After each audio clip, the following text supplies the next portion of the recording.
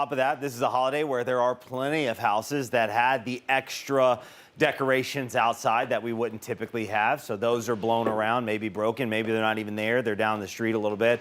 We had this line of storms come through, and with it, again, we had a few stronger storms out ahead of it, and that line itself was certainly capable of just messing some stuff up with some gusty winds, blowing some things around. I want to remind you too, again, we've got an accident, overturned 18-wheeler, exit 69 northbound. It is causing a backup, some issues, and it takes a while for them to get these 18-wheelers upright. Keep that in mind. Maybe go ahead and plan an alternate route. It's still early in the commute, and traffic is already having some issues there. Northbound, I-69, that's north of the Fulbright exit. All right, here's that line of storms I was talking about.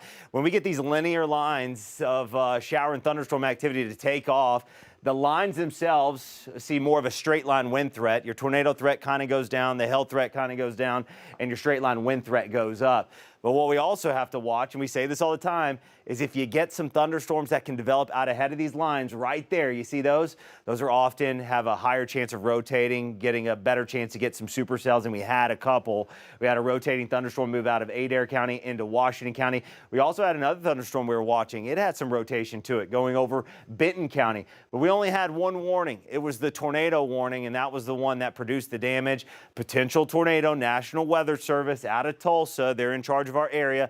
They'll have crews here, and they'll determine, was it just strong wind gusts that rolled through right over Prairie Grove, or was it an actual tornado that touched down? They'll look, is all of the damage in one direction, or is it just kind of thrown around sporadically? If it's sporadic like that, then you'll have more than likely a tornado. If it's all in a straight line, that'll be your straight line wind damage there. The leading edge of that line of storms is pushed off towards the east of us. We've still got some showers on the back end, and again, we're still looking at some sprinkles, but drier weather rapidly taking over northwest Arkansas. That's good news for us.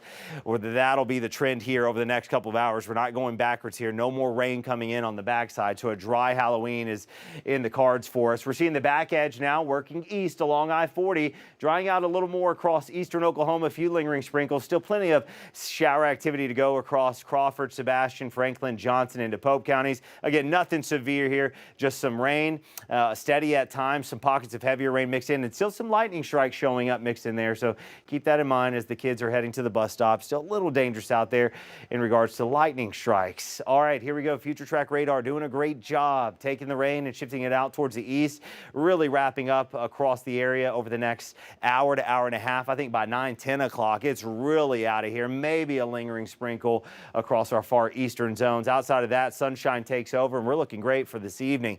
Temperatures continue to cool on the backside. We've gone from the 70s to the 60s, now 50s showing up parts of northwest Arkansas, 57 in Rogers. A chilly start to the day now. It was warm and muggy just a couple hours ago. We're dropping through the 60s and 50s showing up now, 59 in Alma. So we've got some 50s here for the next hour or two. Little chilly with a north breeze coming in, light jacket needed. We'll keep a north breeze around later today. More sunshine will help you feel comfortable, but highs only in the 60s for northwest Arkansas. Again, that north breeze about 5 to 15 miles per hour. So cooler fall weather returns just in time for Halloween. Upper 60s, low 70s in the River Valley. Here's a look at our Halloween evening outlook. Northwest Arkansas, it'll be cool, not too cold, maybe a light jacket still for some of the costumes. I don't think we're having to layer up too much.